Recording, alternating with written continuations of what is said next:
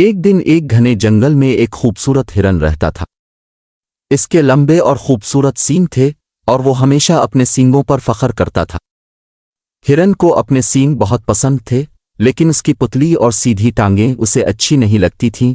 ہرن روزانہ جھیل کے کنارے جا کر اپنے عکس کو دیکھتا اور اپنے سینگوں کی تعریف کرتا تھا، لیکن جب بھی اس کی نظر اپنی ٹانگوں پر پڑتی وہ افسردہ ہو جاتا اور کہتا، کاش میری ٹانگیں بھی اتنی خوبصورت ہوتی جتنے میرے سینگ ہیں۔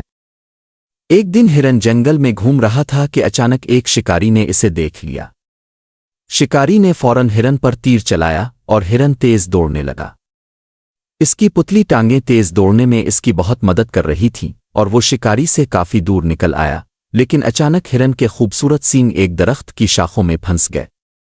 ہرن نے خود کو آزاد کرنے کی بہت کوشش کی، لیکن وہ سینگوں کی وجہ سے رک گیا۔ اسی دوران شکاری وہاں پہنچ گیا اور ہرن کو پکڑ لیا۔ مرتے وقت ہرن نے افسوس سے کہا، آج میری یہ خوبصورت سینگ جن پر میں اتنا فخر کرتا تھا میری موت کا سبب بنے، اور میری یہ پتلی ٹانگیں جنہیں میں ناپسند کرتا تھا میری زندگی بچا رہی تھیں۔